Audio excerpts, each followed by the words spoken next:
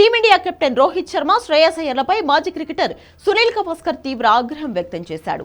రంజీ క్రికెట్లో వాళ్ళిద్దరి ప్రదర్శనపై సన్నీ సంచలన కామెంట్స్ చేశాడు. సునీల్ గవాస్కర్ చేసిన కామెంట్స్ కి రోహిత్ కూడా గట్టి వార్నింగ్ ఇచ్చినట్లు తెలుస్తోంది.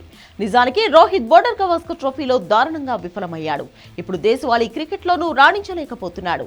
శ్రేయస్ అయ్యర్ కూడా రోహిత్ బాటలోనే పయనిస్తున్నాడు. రోహిత్ 2 ఇన్నింగ్స్లలో 3, 28 పరుగులు చేయగా శ్రేయస్ 2 ఇన్నింగ్స్లలో 11, 17 పరుగులు చేశాడు. జమ్మూ కాశ్మీర్తో జరిగిన మ్యాచ్లో బౌలింగ్కు అనుకూలిస్తున్న పిచ్పై అటాకింగ్ చేయాలనే రోహిత్, శ్రేయస్ల నిర్ణయాన్ని గవాస్కర్ తీవ్రంగా తప్పుపట్టాడు. లోయర్ ఆర్డర్ ఆటగాళ్లు శార్దుల్ ఠాకూర్, తనుష్ కొటియాన్లను చూసి నేర్చుకోవాలని హెచ్చరించాడు. పైగా టెస్టుల్లో దూకుడు పనికిరాదని, ఇలా టెస్టుల్లో దూకుడుగా ఆడడం ద్వారా భవిష్యత్తులో టెస్ట్ క్రికెట్ ప్రమాదంలో పడే అవకాశం ఉందని ఆందోళన వ్యక్తం చేశాడు.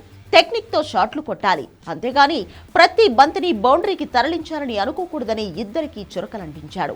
వాళ్ల ఆటను చూస్తే దేశవాళీలో ఆడేందుకు ఇష్టపడినట్లు కనిపించలేదని, బీసీసీఐ కాంట్రాక్ట్ నుంచి తప్పిస్తుందనే భయంతోనే రంజీ ఆడినట్లుగా కనిపిస్తోందన్నాడు.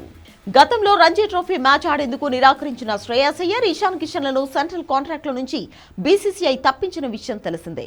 ఈ నేపథ్యంలోనే రోహిత్, యశస్వి జైస్వాల్ తమ సెంట్రల్ కాంట్రాక్టులు కోల్పోకుండా ఉండేందుకు ఆడినట్లుగా కనిపిస్తోందన్నారు గవాస్కర్.